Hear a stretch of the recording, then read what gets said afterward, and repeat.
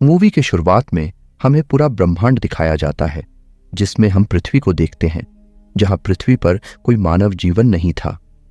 लेकिन वही ब्रह्मांड में दूसरी तरफ एक सोमारिस नामक प्लैनेट पर मानव जीवन मौजूद था और इसी प्लैनेट से कहानी की शुरुआत होती है।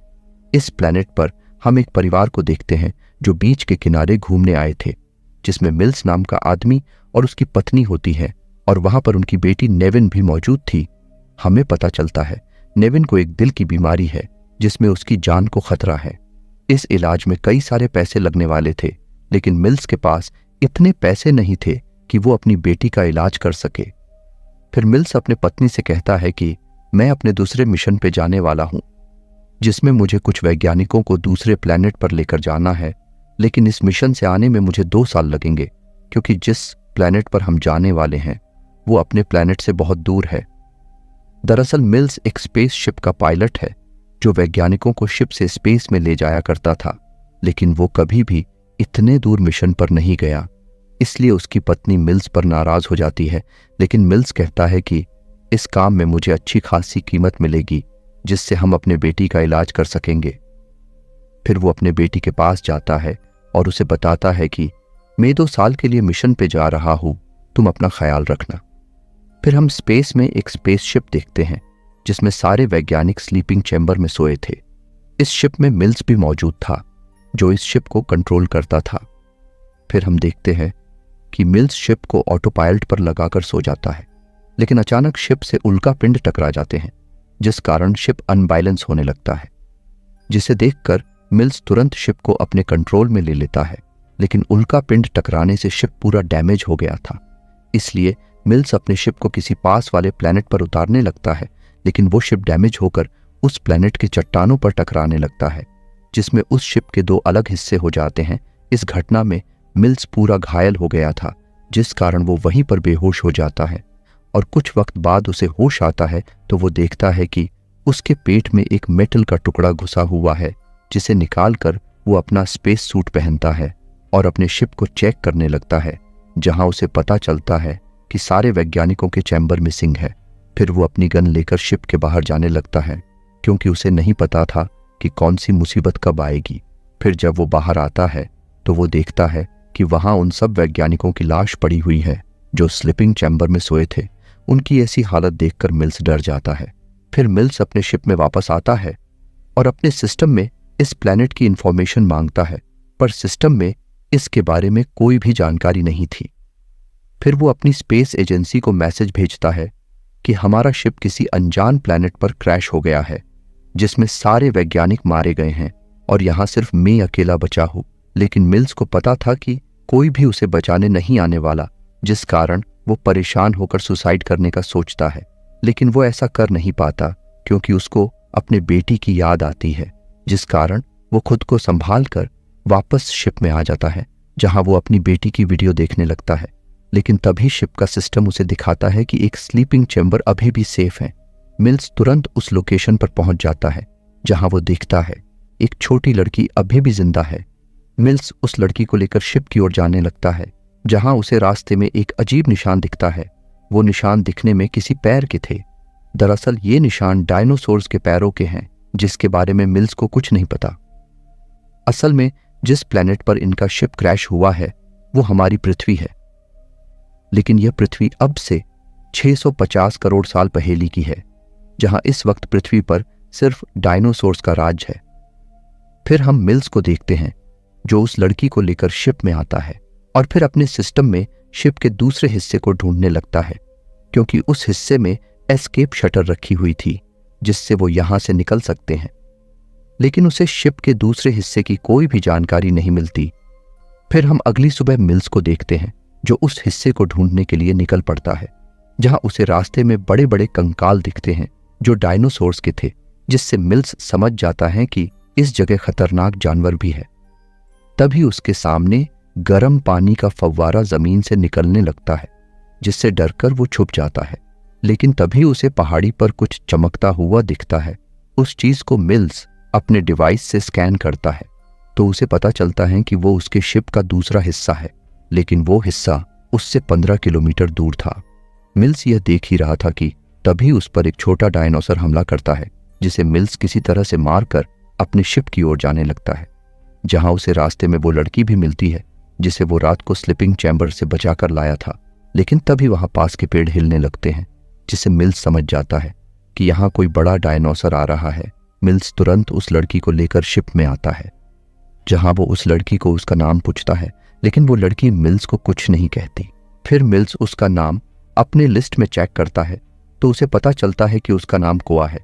फिर मिल्स उसे कहता है, हमें एक दूसरे पहाड़ पर जाना है, क्योंकि वहां हमारे शिप का दूसरा हिस्सा मौजूद है, जिसके मदद से हम लोग यहां से निकल सकते हैं। लेकिन मिल्स देखता है कि कोआ को उसकी लैंग्वेज समझ नहीं आ रही थी, क्योंकि उन दोनों की लैंग्वेज अलग अलग थी। फिर मिल्स अपना दिमाग लगाता है और किसी लाल पाउडर को टेबल पर फैलाता है और उस पर ड्राइंग बनाकर कोआ को समझाता है कि हमें इस पहाड़ पर शिप के दूसरे हिस्से पर जाना है, जिससे हम यहां से निकल जाएंगे। लेकिन कोआ आगे आकर अपने पेरेंट्स की ड्राइंग निकालती है, जिसे देखकर मिल्स इमोशनल हो जाता है, क्योंकि उसे पता था कि उसके माता पिता अब मर चुके हैं। फिर मिल्स उससे झूठ बोलता है कि तुम्हारे पेरेंट्स वही उस पहाड़ी पर है। ये सुनकर कोआ उसके साथ आने को तैयार हो जाती है। फिर कोआ शिप में घूमने लगती है, जहां उसे मिल्स की बेटी के वीडियो मिलते हैं। कोआ को पता चलता है कि उसकी तबीयत बहुत खराब है। फिर वहां मिल्स आता है और उसे बताता है कि हम अब यहां से उस पहाड़ी की ओर निकलने वाले हैं, तुम्हें सिर्फ चुप रहकर मेरे साथ आगे बढ़ना है। फिर ये दोनों उस पहाड़ी की ओर निकल पड़ते हैं, जहां जाते जाते कोआ कुछ चेरी तोड़ने लगती है। पर मिल्स उस चेरी को अपने डिवाइस में चेक करता है और कोआ को बताता है कि ये चेरी जहरीली हैं, तुम्हें इससे दूर रहना है। फिर वे दोनों आगे बढ़ने लगते हैं, लेकिन तभी उन्हें किसी तरह की आवाज आती है, जिसे चेक करने पर उन्हें पता चलता है कि एक खड्डे में डायनासोर का बच्चा फंसा हुआ है, जिसे देखकर कोआ उसकी मदद करने के लिए चली जाती है। मिल्स भी कोआ को जाते देख उसके पीछे जाता है। फिर कोआ और मिल्स उस डायनासोर के बच्चे को बाहर निकालते हैं। वो बच्चा बाहर निकलकर अपने रास्ते जाने लगता है, लेकिन तभी उस बच्चे पर बाकी शिकारी डायनासोर्स हमला करके उसे मार देते हैं। यह देखकर कोआ जोर से चिल्लाती है, पर मिल्स उसे वक्त पर चुप कराता है। फिर वो दोनों उन शिकारी डायनासोर से बचकर आगे बढ़ने लगते हैं। कुछ आगे जाने पर मिल्स को उस पहाड़ी का रास्ता नहीं मिलता, इसलिए वो एक पेड़ पर चढ़कर अपने डिवाइस की मदद से आगे का रास्ता ढूंढने लगता है। लेकिन तभी उसके हाथ पर एक कीड़ा आ जाता है, जिससे डरकर मिल्स पेड़ से नीचे गिर जाता है। इतने ऊपर से गिरने के कारण उसकी हाथ की हड्डी अपनी जगह से हिल जाती है और यहाँ की आवाज सुनकर इनकी और रेप्टाइल डायनासोर्स आने लगते हैं। लेकिन उनके आने से पहले मिल्स कोआ की मदद लेकर अपनी हड्डी को सही करता है। फिर वो कोआ को वहां से जाने को कहता है और खुद उन डायनासोर्स से लड़ने लगता है। पर कुछ रेप्टाइल डायनासोर कोआ तक पहुंच जाते हैं और उस पर हमला करने की कोशिश करते हैं, लेकिन तभी वहां मिल्स आकर उन सब रेप्टाइल्स डायनासोर को मार देता है। लेकिन उसमें से एक डायनासोर कोआ को घसीटते हुए लेकर जाने लगता है, पर मिल्स उसे अपने गन की मदद से भगा देता है। इस हादसे से कोआ बहुत डर जाती है, जिस कारण मिल्स उसे अपने पीठ पर लेकर आगे बढ़ता है। लेकिन अंधेरा होने के कारण मिल्स एक गुफा में रुकने का सोचता है। मिल्स उस गुफा में जाकर वहां अपने तरफ मोशन सेंसर्स लगाता है, जिससे कोई भी चीज इनके आसपास आई तो इन्हें तुरंत पता चल जाएगा। जिसके बाद मिल्स और कोआ सो जाते हैं। लेकिन मिल्स को अपनी बेटी की याद आने लगती है, पर वो किसी तरह खुद को शांत कर कर सो जाता है। फिर हम देखते हैं कि कुछ वक्त बाद वो मोशन सेंसर एक्टिव हो जाते हैं।